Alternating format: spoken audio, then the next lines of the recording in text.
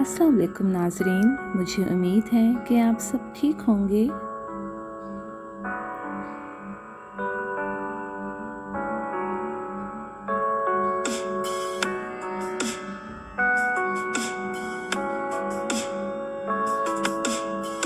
آپ کو پچھلی ایک ساتھ جلد ہی وائس اوور کے ساتھ موصول ہوں گی انشاءاللہ۔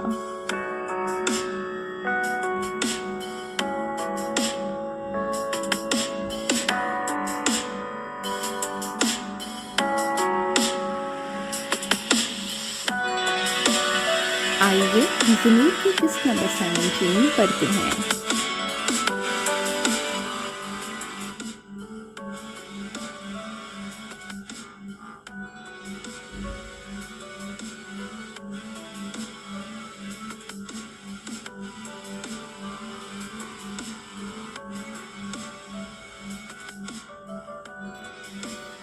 بتاؤ نا ماں، زمل اپنی ماں سے اصرار کر رہی تھی۔ آپ ہمیشہ ہر مہمان کی خدمت کرتی ہیں، پھر آنٹی آمنہ کیوں نہیں؟ زمل، اگر سرو کرنا ہے تو جا کر ان کے لیے چائے بنا کر آؤ، لیکن مجھے تنگ کرنا بند کرو۔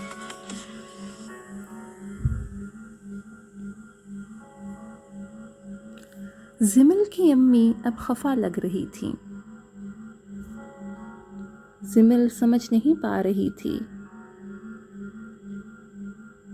اس کی ماں ہمیشہ اس کے ساتھ ہر بات شیئر کرتی تھی، لیکن اس نے اسے کبھی اس بارے میں نہیں بتایا کہ وہ آمنہ سے کیوں نفرت کرتی ہے۔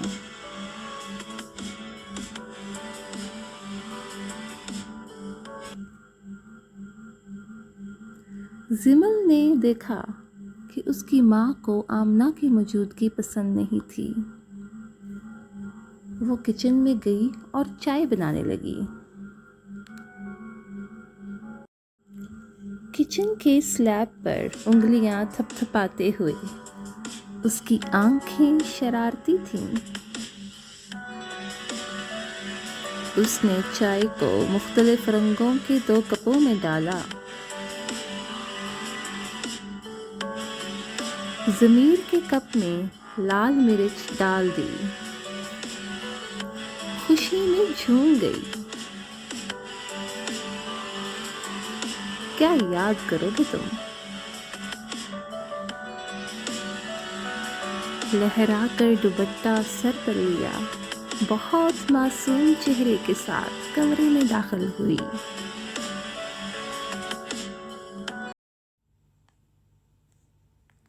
ضمیر نے اسے کمرے میں داخل ہوتے دیکھا، پھر دوسری طرف دیکھنے لگا۔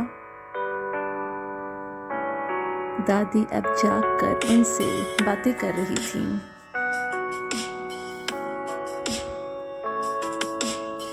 زمل نے ایک کپ ضمیر کے سامنے اور دوسرا آمنہ کے سامنے رکھ دیا اور کمرے کے باہر کھڑکی کے پاس کھڑی ہو گئی۔ میرے بچے ضمیر، میری بات سنو، دادی نے کہا۔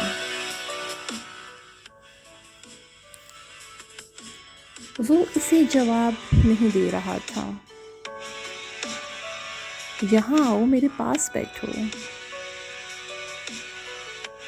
آمنہ نے ضمیر کو گھورتے ہوئے بات ماننے کا اشارہ کیا۔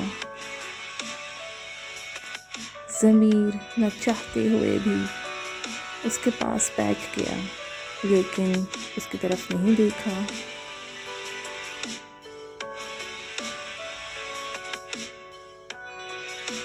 ضمیر، میرے بچے، میں آپ کے سامنے ہاتھ جوڑتی ہوں، مجھے معاف کر دو۔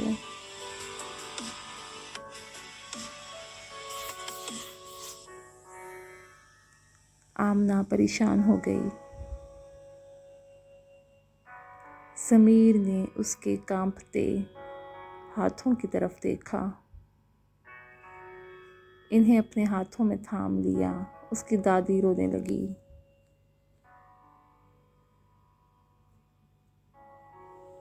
اف دادی، ان کو چائے تو پینے دو، ضمل نے خود سے بات کی۔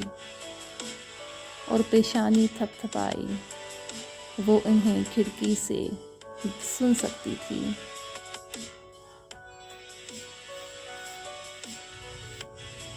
ضمیر اور آمنہ، پلیز واپس آ جاؤ، میں نہیں جانتی کہ میں کتنا جیوں گی، میں تمہیں اپنے آس پاس دیکھنا چاہتی ہوں۔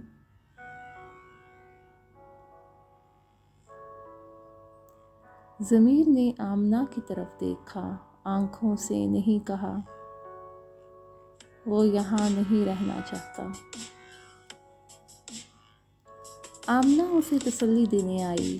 ضمیر واپس اپنی سیٹ پہ چلا گیا۔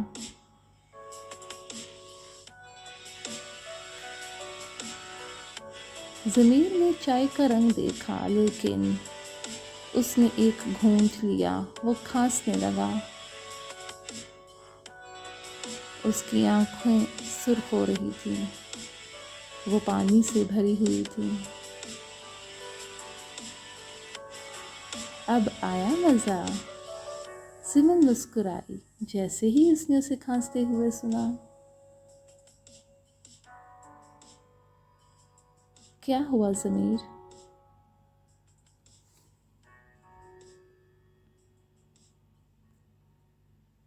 کچھ نہیں، میں ٹھیک ہوں۔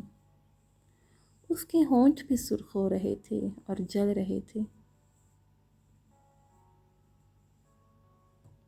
وہ سمجھ گیا کہ ضمیر نے یہ جان بوجھ کر کیا ہے، کیونکہ اس کی ماں نے چائے پی تھی اور وہ ٹھیک تھی۔ اس نے گلا صاف کیا۔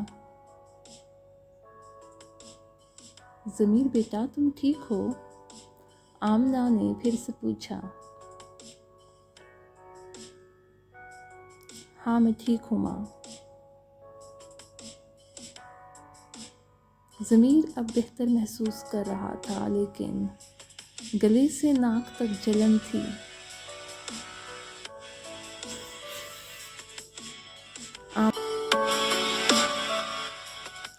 آمنہ، اسے ٹھہرنے کو کہو، دادی نے کہا۔ ضمیر نے سر جھکا لیا۔ ہم یہاں نہیں رہ سکتے، آپ جانتی ہیں، آمنہ نے کہا۔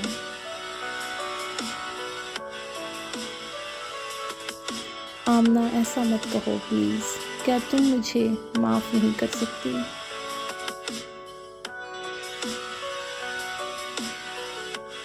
میں نے آپ کو معاف کر دیا ہے۔ اس نے اسے گلے لگا کر تسلی دینے کی کوشش کی۔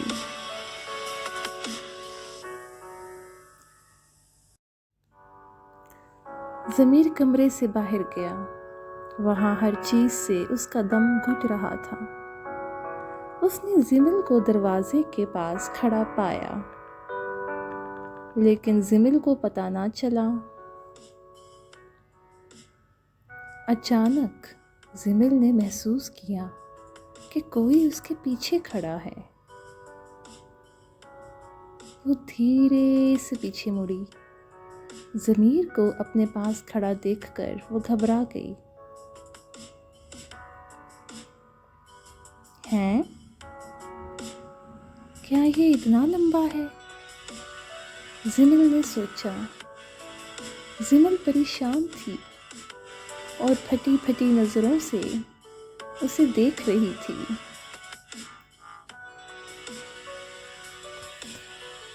وہ اس کے سینے کو اپنے سامنے دیکھ سکتی تھی۔ وہ ضمیر کے مقابلے میں قد میں چھوٹی تھی۔ ضمیر کا وجود اسے چھپا رہا تھا۔ ضمیر اسے گھور رہا تھا۔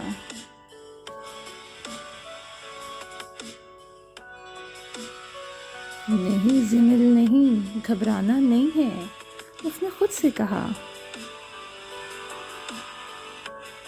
اس نے خود کو اعتماد دیا۔ مرچیں تو نہیں لگیں آپ کو؟ اس نے اپنا چہرہ اس کی طرف اٹھاتے ہوئے اعتماد سے کہا۔ آپ سے کم لگیں، ضمیر نے اس سے کہا۔ زمل کو معلوم تھا کہ وہ اس کی کمر کے درد کی طرف اشارہ کر رہا ہے۔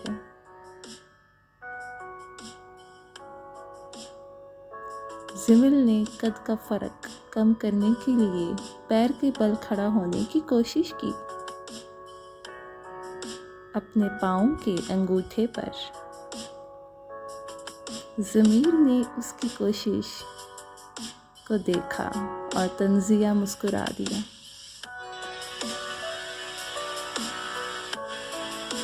دیکھو، اپنے قد اور طاقت کے مطابق کام کرو، مجھ سے مت الجھو، اس نے سختی سے کہا اور گیٹ کی طرف جانے لگا۔ ہاں، کیا مطلب ہے تمہارا؟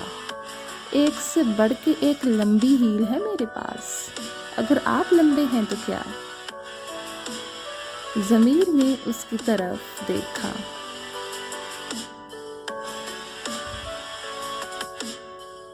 اسی دوران اس نے اپنی امی کو پکارتے ہوئے سنا،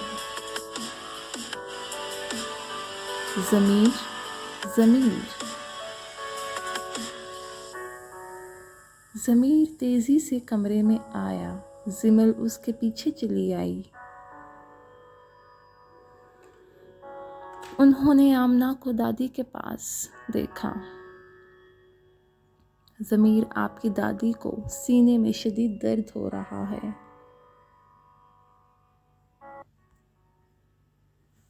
میں ڈاکٹر کو بلاتی ہوں، ضمل نے کہا اور کمرے سے بھاگی۔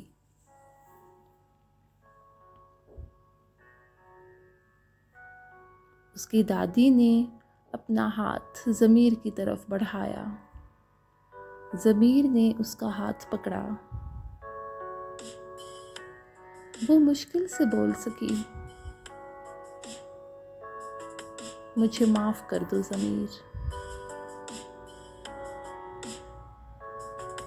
میں نے آپ کو معاف کر دیا دادی، ضمیر نے کہا۔ دادی نے اس کا ہاتھ مضبوطی سے پکڑ کر آخری سانس لی۔ وہ آمنہ اور ضمیر کی باہوں میں تھی۔ ضمیر اپنی زندگی میں پہلی بار اپنی دادی کے لیے جذباتی ہوا، جس کے لیے اس نے کبھی کچھ محسوس ہی نہیں کیا تھا۔ آج اس کی آنکھیں اب آنسوؤں سے بھری ہوئی تھیں۔ آمنہ رو رہی تھی۔ انسان کی حقیقت کیا ہے؟ یہ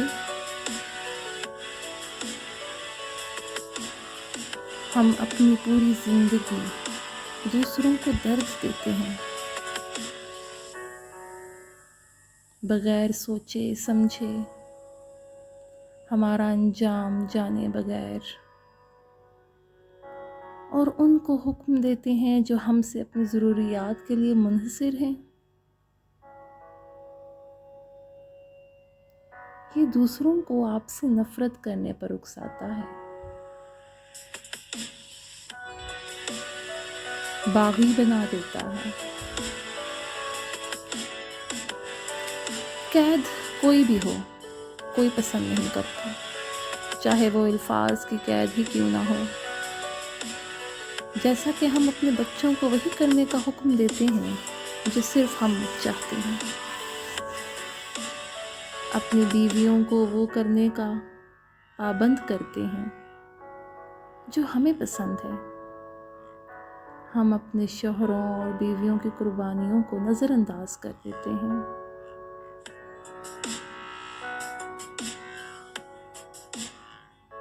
ہم ایسا کرنا اپنا حق سمجھتے ہیں، دوسروں کی زندگی کے فیصلے کرنا۔ یاد رکھیں، اگر وہ صحیح اور غلط کو سمجھنے کے لیے کافی سمجھدار ہیں تو آپ فیصلے کا اختیار نہیں لے سکتے۔ ہمیں ممکنہ اور درست فیصلہ फैसले की रहनुमाई करनी चाहिए, लेकिन किसी को मजबूर नहीं करना चाहिए। जैसा कि आमना के साथ हुआ था।